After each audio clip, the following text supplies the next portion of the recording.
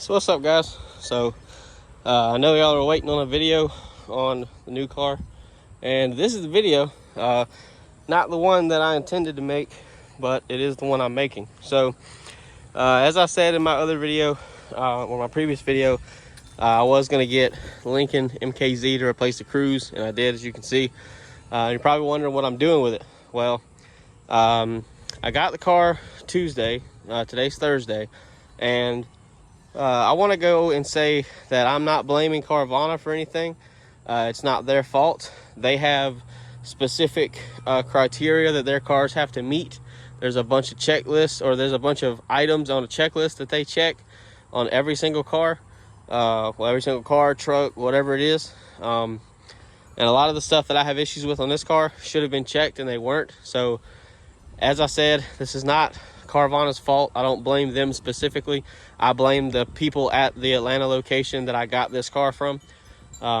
So without further ado, I'm gonna go ahead and get into what the issues are, but I'll go over the car first. So the car is a 2013 Lincoln MKZ all-wheel drive. It has a 3.7 liter V6.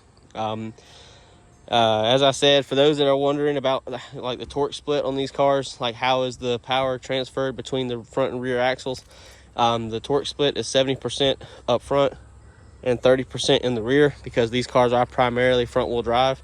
That's the only other drivetrain aside from being all-wheel drive.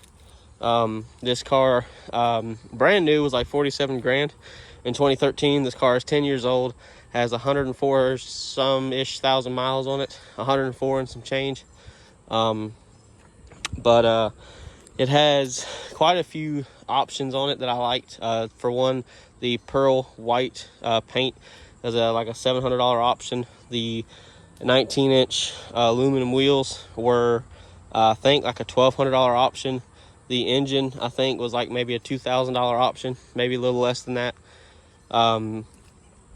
It's got the sunroof, which is a pretty expensive item by itself. It's like a $1,300 option, I think, or somewhere around there. It has navigation, heated seats, cooled seats.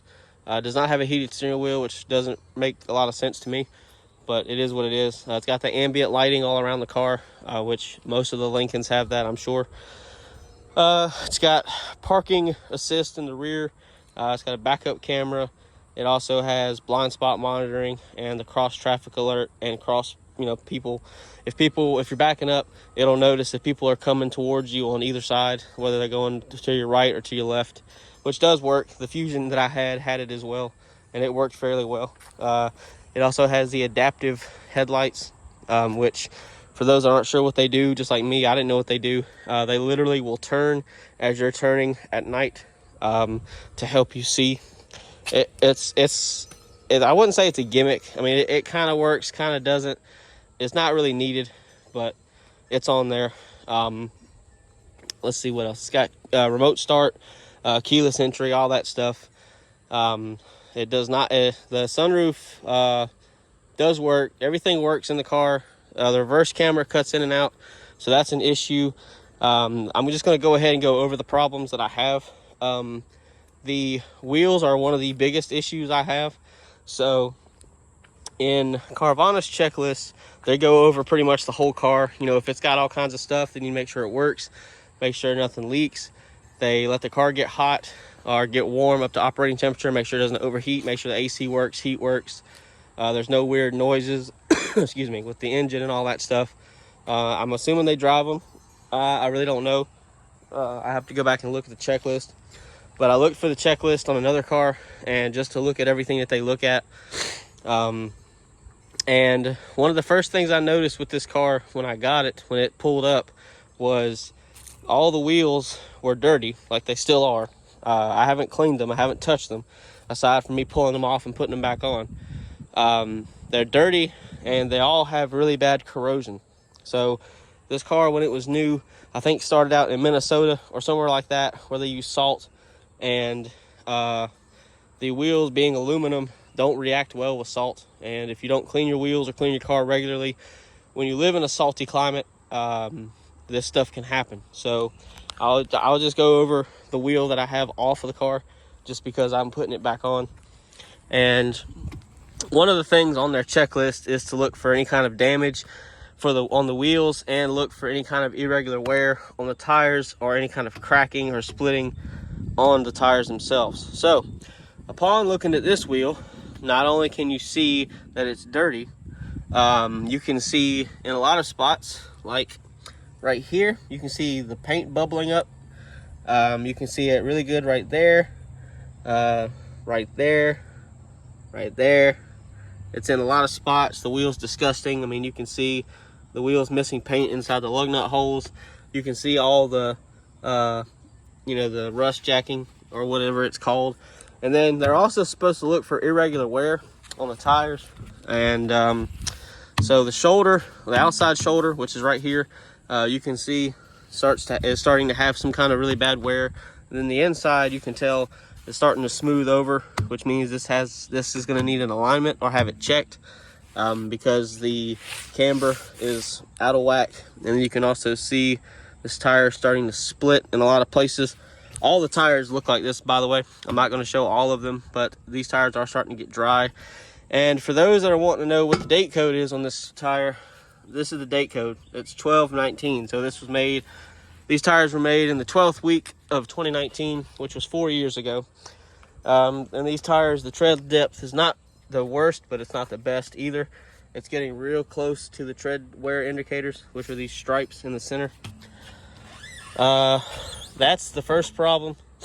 And because this vehicle was up north, I don't know when the last time these wheels were off of this car, probably 4 years ago, because I had to literally hit all of them off with a hammer to get them off, because I intended to keep this car. But then the way Carvana does their stuff is, if you have issues or you have problems, they go through a third-party company to remedy those issues, to make a claim and do stuff like that. I'm not going to do that, because I don't want to be paying for a car I can't drive, because it's sitting at a shop somewhere, getting all this stuff looked at, diagnosed, whatever the case may be, because these wheels are expensive for each one. Plus it would need tires, and I don't think that the Carvana is going to want to shell out $2,000 to $3,000 for wheels and tires for this car, which I don't know why I said 3,000. It wouldn't be that much, but this car has tire pressure monitoring, so it would more than likely need new sensors. It would need new tires. It would need new wheels. And this car is 10 years old, so I don't know if factory wheels are still being made for this car, especially since they don't make the Fusion, which is what this is based off of. They stopped making the Fusion, I think, in 2021 or 2022, or 2020. I can't even remember, because I know my sister had one, and she bought the last year of that car. It was 21 or 22. But anyways, that's the issue. But then the other issue is that, like I said, all the wheels I had to get off with force, and I didn't want to do that, but I had no choice. I did put my 22s on it because they have good tires on them, and these don't. These tires are really bad. They roar going down the highway, which is a sign of tires starting to fall apart and degrade and break down, or the rubber starting to fall apart, or the belts are starting to collapse. That is a blowout hazard, especially since the road gets, I know, over 100 degrees, because it's maybe 90 right now as far as the air temperature. I'm sure that the tarmac is about the same temperature, if not hotter. And I don't need these blowing out, especially since I only have one spare. So with that being said, that's a concern, and it kind of pisses me off. I know that dealerships don't clean cars very well.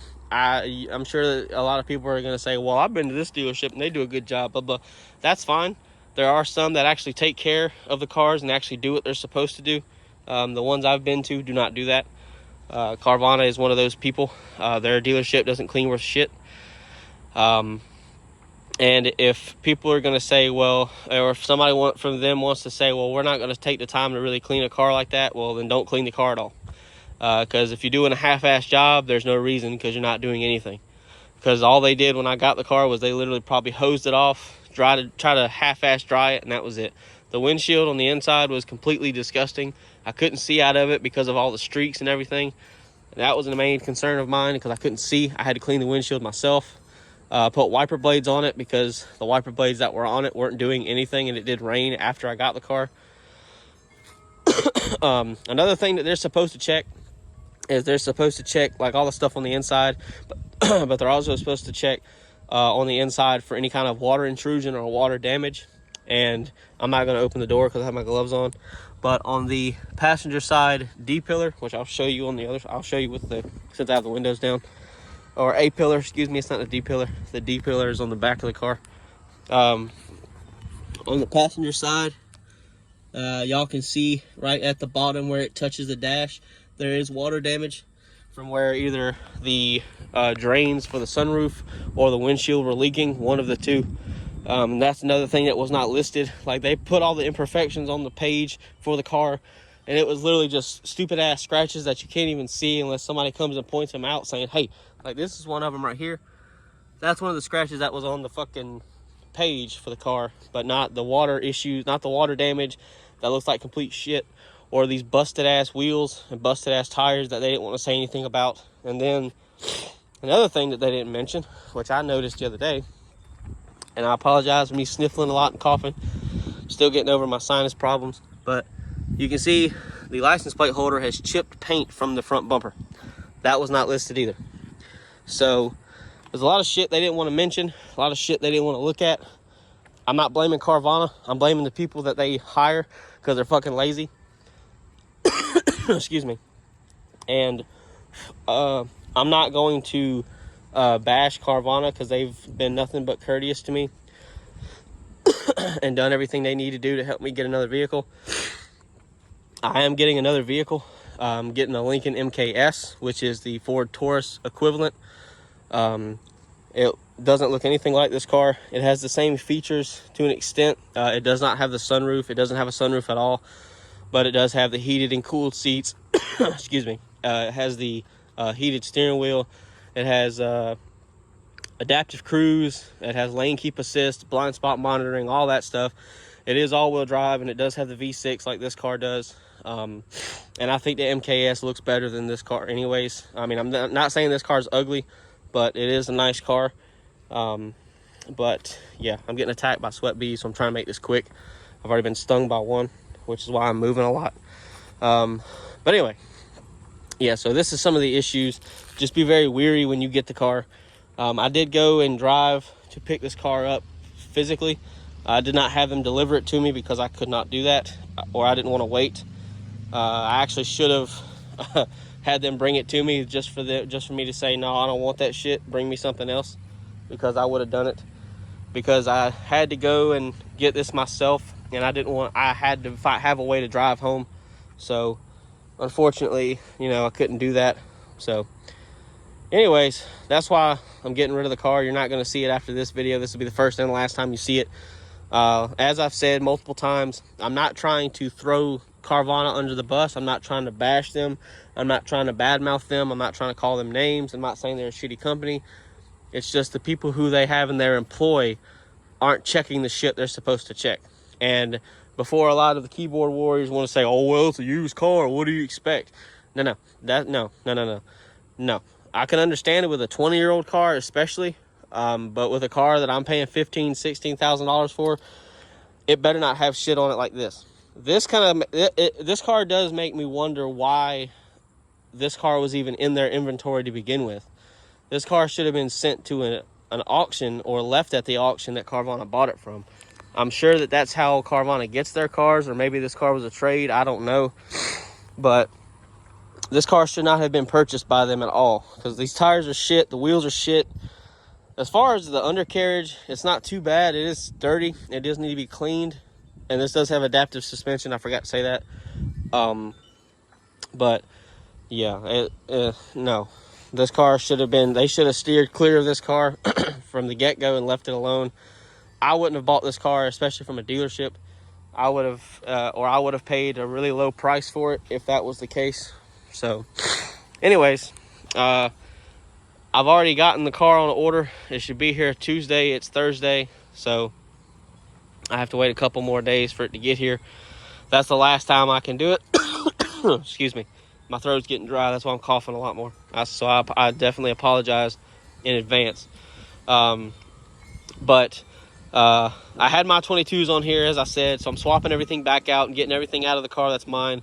I don't have insurance on the car, so it can't go anywhere. Excuse me. And then the mileage, I can't drive it, because if I drive 400 miles or more, I have to pay for every mile I go over. It's $1 every mile, which I'm not going to drive that much in the next few days, but I'm not going to drive it anyway, just because I don't want there to be any issues. I obviously put mileage on it from driving it from the Carvana hub in Atlanta to here, so you know, I couldn't avoid that. It also has a full tank of gas in it. I'm not letting them have it with a full tank of gas. I got it with a half, so they're going to get it with a half. I'm going to siphon the rest of mine out, and if they have a problem with it, then they can give me the $40 it costs to put gas in this car. Anyway, I probably wasn't even 40. It was probably like 25 or 30. But anyway, regardless, I put my money's worth in it. I'm going to get my money's worth back out of it. It's going to go back to them exactly how I got it. So that way there's no issues. There's no, oh, well, it blah, blah, blah. No, the way that you see it is the way that it came to me. So, yeah. As I said, I'm going to say this multiple times, so that way nobody takes this out of context. Nobody wants to say anything that's not true.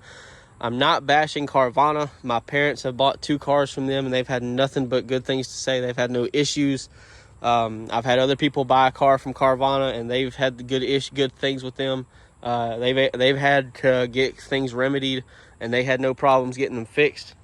I am not doing that, just because I don't know if I've said this, and if I haven't, I'm gonna say it again.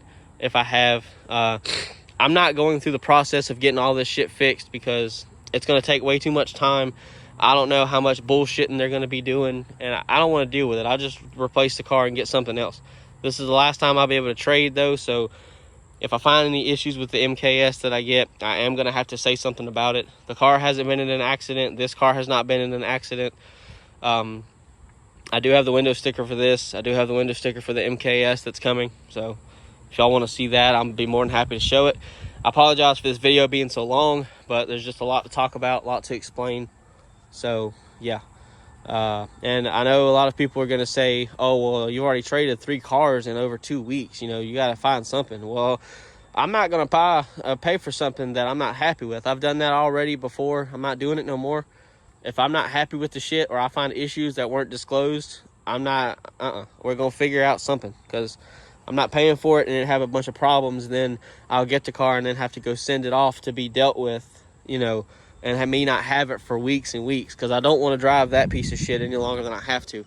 I'm only driving it because I can't drive this. And I took the 22s off of that to put on this, and I put the regular tires back on it. So, yeah, that's what we're doing. But I wanted to take this time to show you guys this car. I wanted to do all that, and I know y'all wanted to see it. So here it is. You know, if you want to learn more about it, MKZ, there's other videos about them. So, yeah.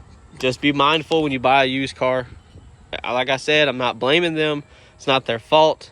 Somebody should have done a lot more of a in-depth look into this car. It's not as good as they lead you to believe. That's why they give you the 7 days. If you don't like the car, you can return it, which is what I'm doing. So, yeah. Anyway, I hope y'all enjoyed. And if you did, I appreciate you watching, and I'll see y'all later.